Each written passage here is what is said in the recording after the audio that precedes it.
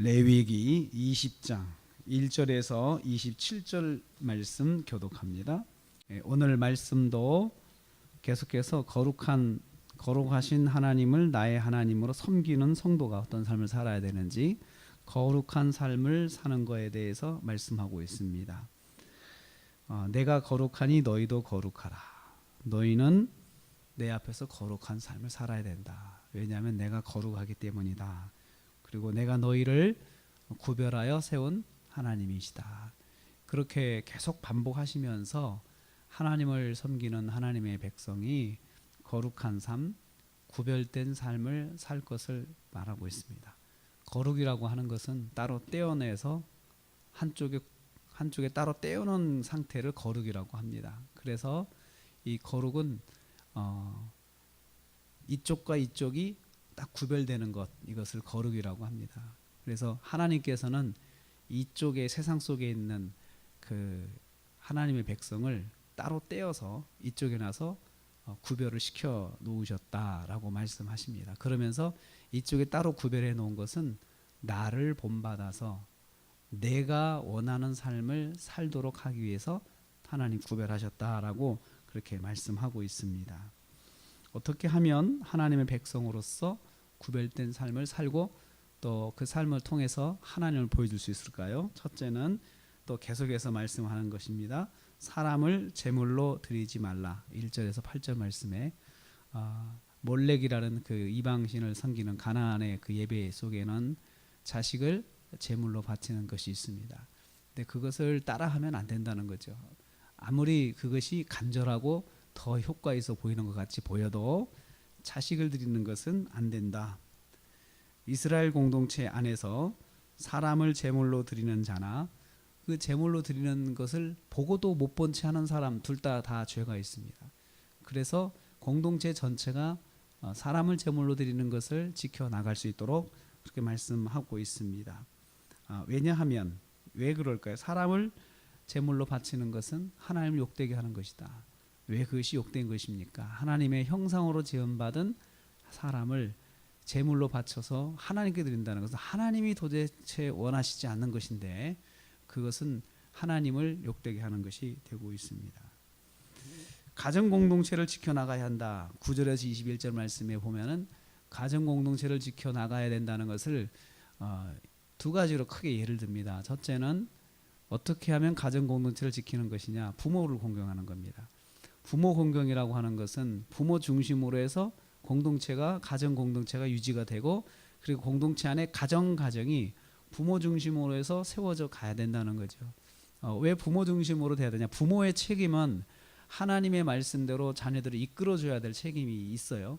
그래서 부모를 중심으로 해서 부모가 그 존경을 받는, 존중을 받는 권위가 섰을 때 하나님의 말씀이 자녀들에게 또 공동체 안에 계속해서 유지할 수 있도록 되기 때문에 그 부모 중심이 돼야 된다. 그래서 부모를 공경하는 것이 말씀을 따르는 길이죠.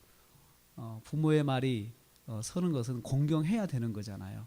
존중해야지. 아니면 부모를 무시하면 부모가 무슨 말을 해도 다 듣지 않죠.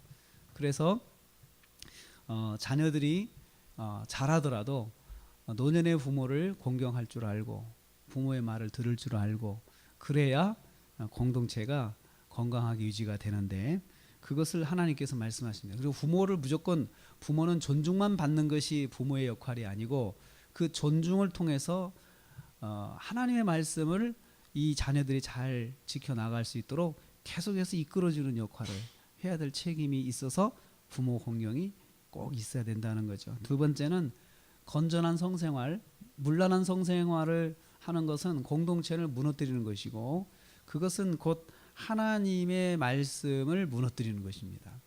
그래서 하나님께서 여기 우리가 참 입에 담기 참 힘든 그런 그 성생활을, 문란한 성생활에 대해서 말씀을 하시는데요. 그것이 옛날부터 사람이 존재하는 공동체 안에서 이게 인간들이 타락하면 그렇게 되어 왔던 것입니다. 그것을 하나님께서 가나안 땅이 이미 그렇게 일반화되어 있기 때문에 들어가면은 그것을 따라하거나 모방하거나 하면 안 된다. 그래서 하나님의 법을 따로 정해 주시는 것입니다. 공동체가 문란하다고 하는 것은 자기 정욕대로 사는 것이죠. 그러면 하나님의 말씀이 들어가질 않아요. 하나님 내 마음대로 살고 싶어, 내가 원하고 내가 느끼는 대로 내가 살고 싶다라고, 나는 자유인이다라고 선포하는 것이 이게 문란한 성생활로 나타나는데, 그러면 그런 사람들에게 특징이 뭐냐면 하나님 말씀이 절대로 들어가질 않아요. 말씀대로 사는 것 자체를 무시해요. 그래서 하나님께서 문란한 성생활을 하는 사람들을 그것을 책망하고 공동체 전체가 지켜서 아주 처단을 해야 된다. 돌로 쳐서 이렇게 처단해야, 심판해야 된다라고 그렇게 말씀하고 있습니다. 하나님의 백성은 부모 중심의 가정 공동체를 이루어야 하고요. 또 부모의 권위는 하나님의 말씀을 자녀들에게 이끌어 주는 역할을 하는 것입니다. 그 역할을 하게 하는 것이 부모 공경입니다. 또 성적인 문란은 이런 권위를 무너뜨리는 것이죠. 공동체, 가정 공동체의 권위를 무너뜨리는 것이, 물타를 무너뜨리는 게 바로 문란한 성생활입니다. 그래서 그 문란한 성생활이 진행이 되면 한 사회가 망하는 것입니다. 사회의 모든 질서가 다 깨져요. 그리고 사회 질서에 영이 서지를 않습니다.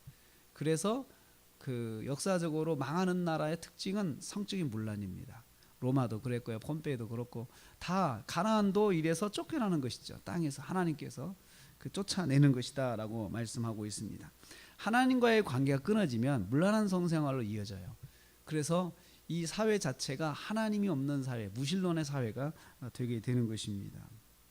세 번째로는 가나안의 생활 문화를 따르지 말아야 된다. 다시 한번 강조하고 있어요. 가나안에서 이루어지는 생활 문화, 이것을 따라하면 안 된다. 가나안은 하나님께서 이스라엘 백성에게 유업으로 주신 땅이다. 다시 강조하십니다. 이것을 가나안이 지배하고 살던 것을 이들이 자격이 없어서 땅에서 토해내는 것이다. 이제 너희가 거기 들어가 사는데 하나님 말씀대로 살아야 땅의 주인다워지는 것이고 땅이 가치 있게 되는 것이다. 너희가 타락하면 땅도 가치가 없어진다. 땅이 너희를 주인으로 용납하지 못해. 그래서 또 토해낼 것이다 라고 경고를 해 주십니다. 가나안의 문화를 그래서 따라서 하면 안 됩니다. 부정하고 정한 짐승을 구별해서 대해야 되고요. 왜냐하면 부정하고 정한 짐승은 제물이 되잖아요. 부정한 것은 되지 않고 정한 짐승만 하나님께 제물이 되는데 구별할 줄 알아야 되고, 그리고 또 다시 한번 강조되는 것이 박수무당, 이 무당을 따라하면 안 됩니다. 무당, 신접한 자를 따라하면 안 되는데 6절과 27절에서 다시 반복을 하고 있어요. 짧은 구절 들어가는데 일반적으로 아주 그냥 무당이 일반화되는, 가나안에 가면은. 그리고 신접한 자 이런 사람들이 일반화되어 있기 때문에 이런 사람들과 사귀지도 말고 가까이 하지도 말고, 이런 사람들이 있으면 너희 공동체 안에서는 근절시켜라. 아예 근절시켜라. 그래서 이 무당을 섬기는 것을 말하고 있습니다.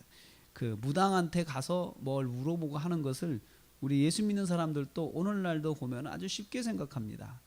그런데 이것은 성경이 철저하게 금하고 있죠. 또 문란한 성생활 가운데 동성애 있잖아요. 동성애, 또 수간, 이것은 하나님께 철저하게 금하는 것인데, 정말 하나님이 없는 사람들의 특징이 성적인 문란이고 동성애, 또 어떤 자기가 원하는 대로 성생활 하는 거, 이런 것인데 하나님을 대적하는 것입니다. 하나님을 대적하는 대표적인 삶의 형태가 바로 그런 것입니다.